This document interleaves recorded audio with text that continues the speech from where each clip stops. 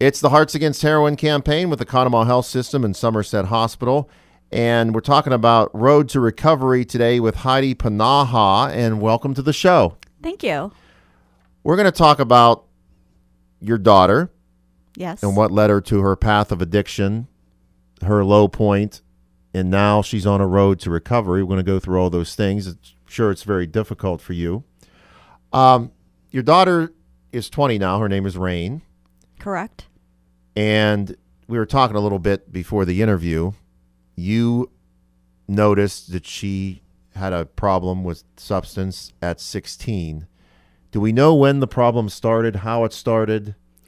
I think it was her choice of friends. She actually started with dabbling in some marijuana and some pain pills. We started noticing that things had been missing from the house. Her cell phone would turn up missing, and she would start to take money from my purse and actually took my debit card at one point. And we believe that the heroin actually started in her junior year. Junior year of high school. Yes. So she was okay till she was around the 16-year-old. You didn't notice anything did you notice cigarettes or alcohol? She did dabble with cigarettes, never with alcohol. Her father actually had a drinking problem, so she avoided alcohol, but she did. I did find with cigarettes, and I did find paraphernalia at the house with marijuana. So as a parent, and I'm a parent too, my kids are, my oldest one is 12, but okay, you find cigarettes and marijuana paraphernalia on your daughter. What goes, did you think it was a big deal, or did you think, oh, that's a phase she's going through? I did think it was a phase. I actually got pregnant very young, and so I never really got exposed to those types of things in high school. But her grades started suffering. The school contacted me and told me that her behavior at school had been changing, that she had separated herself from her friends, and that she was having trouble with attitude in school. The school nurse noticed that she had been losing some weight and that she stopped really caring about her appearance. And it really wasn't until she had been arrested for curfew violation and was found with a syringe and a spoon that it became apparent that we were in further than just cigarettes. Now, at that point, and through this campaign, we've done a bunch of different interviews, and a lot of us do the interviews, and we talk amongst ourselves. I've never even seen heroin done. I've never even been in a room where I wouldn't even know that was being done. So to see your daughter at 16 with this stuff, this has to be it had to be an overwhelming thing for you as a parent. I can't even imagine that. It was horrific. Actually, the police officer called me into the room, and the paraphernalia was laying on the table, and he said, "Do you know what this is?" And I'll be honest, I had no idea. No, you wouldn't. And he asked her to remove her sweatshirt, and at that point, she started to cry. And when she removed her sweatshirt, I got a look at her arms and realized what was happening. He recommended treatment. Unfortunately, the state of Pennsylvania, you have to, at the age of 14, you kind of have an age of consent, and they have to agree to go. My husband put the demand in that, either she goes to treatment or she doesn't come home, and she elected treatment. But I think at that point, she was just going because she felt caught, and it was one of 3 treatment centers that she went through the process and didn't really commit to it.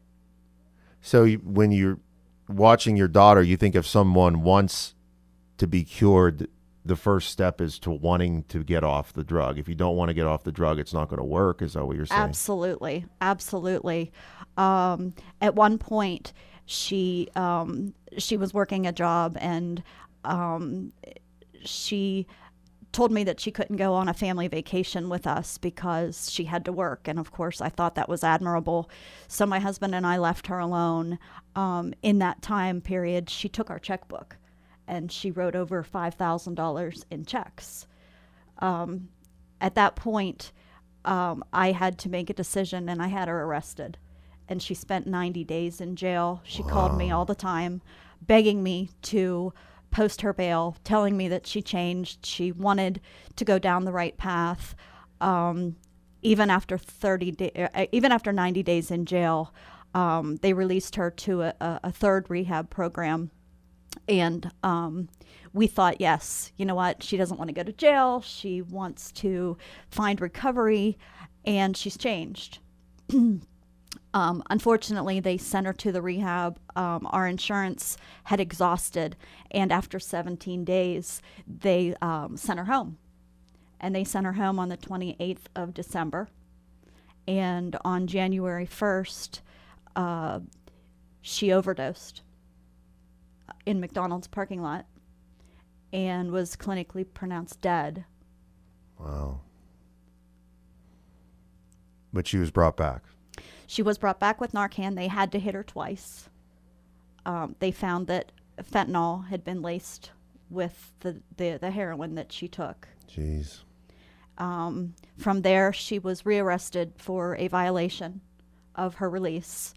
In February, she went back to jail, and they offered her a long-term treatment program, and we weren't sure she was going to take it because in jail, they kind of harden you up, and they don't want to see you succeed. And her cellmates were telling her she should just do her time and not go to treatment, because they told her that she would become a Bible thumper and she would not be successful. And it wasn't until we were standing in front of the judge that she committed to going to the program.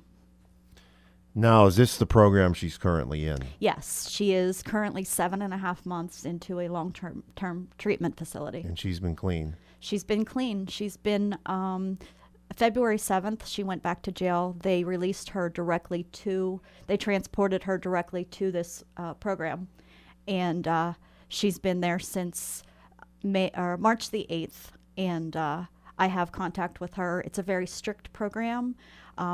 It is faith-based, and we do have communication. We're rebuilding. We are setting boundaries. We are communicating, and she looks healthy. She's gained almost 30 pounds, and she's coming back.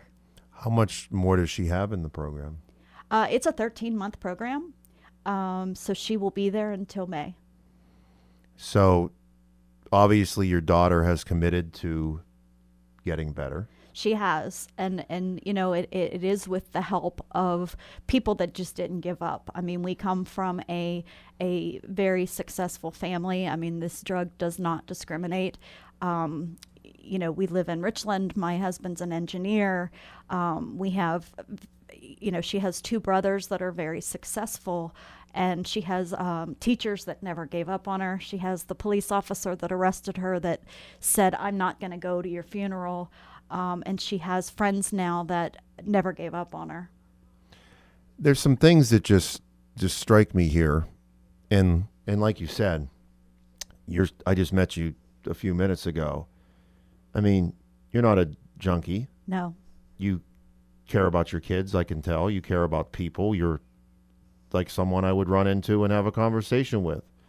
But is heroin for these younger kids, is it the sneaky problem because it's so readily available and it's so easy to get roped into it because there's so many people involved in it? Would you say there is a lot of kids involved more than we think?